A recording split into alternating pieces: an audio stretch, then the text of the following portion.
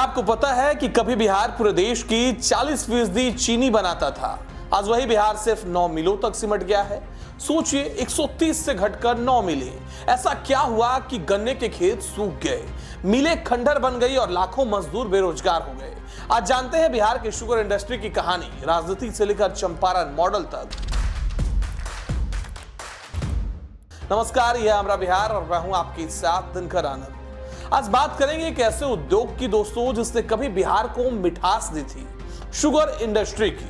1904 में बिहार की पहली चीनी मिल बनी और कुछ ही दशकों में यहाँ 130 से ज्यादा मिलें चलने लगी। कृषि आधारित उद्योगों में यह सबसे बड़ी इंडस्ट्री थी। खेती से लेकर ट्रांसपोर्ट और ट्रेड सबसे इसका जुड़ाव था। लेकिन आज हालात ये है कि सिर्फ 9 मिलें ही बची हैं। तो आखिर वो कौन से कारण थे जिन्होंने बिहार को शक्कर का कटोरा से शक्कर का खंडहर बना दिया।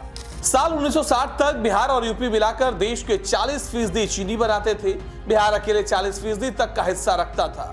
लेकिन 90 के दशक के बाद कहानी पूरी तरह से बदल गई। राजनीतिक हस्तक्षेप, कुप्रबंधन और लापरवाही ने मिलों को जकड़ लिया। जहां राजनीति ने देरी करवाई, वहीं मिल मालिकों ने समय रहते मशीनरी नहीं बदली।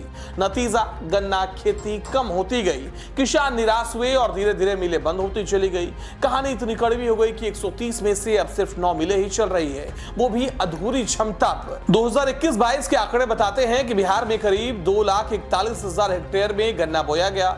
473.1 लाख क्विंटल गन्ने की पेराई हुई और सिर्फ 45.6 लाख क्विंटल चीनी बनी।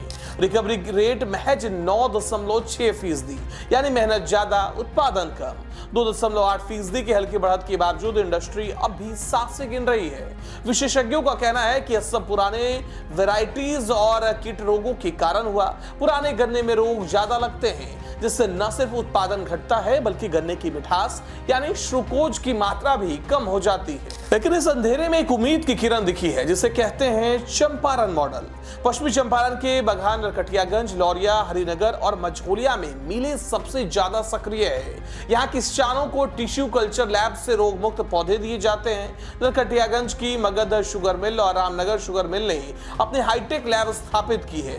यहीं से तैयार होती है हाई यील्ड वेराइटी, यानी ऐसा पौधा जो ज्यादा मिठास दे और ज्यादा चीनी बनाए।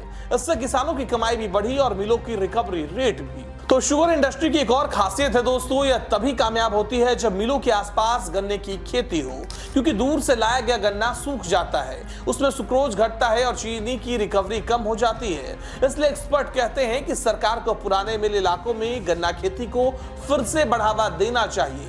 इससे लागत घटेगी, उत्पादकता बढ़ेगी और बंद मिलों के दोबारा शुरू होने की संभावना भी बनेगी। सिर्फ गन्ना बोने से बात नहीं बनेगी, पौधे प्रमाणित और स्थानीय वैरायटी का होना जरूरी है। बिहार के मौसम के अनुरूप किस्में बेहतर परिणाम देती है।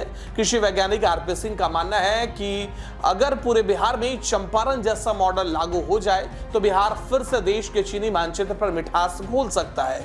सरकार ने अभी 9 पुरानी मिलें फिर चालू करने की योजना बनाई है। 25 मिलें दोबारा जीवित करने का दावा भी है। अब ये सब वक्त पर हुआ तो वह दिन दूर नहीं जब बिहार की मिठास फिर से देश में सबसे अलग पहचान बनाएगी। तो दोस्तों, सवाल यह है कि क्या बिहार फिर से अपनी खोई हुई मिठास वापस पा सकेगा?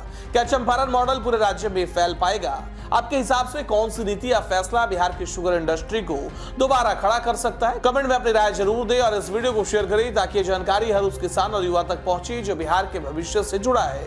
हमारा बिहार से जुड़े रहिए, क्योंकि यहाँ की मिट्टी में कहानी है और हर कहानी में एक उम्मीद। नमस्कार।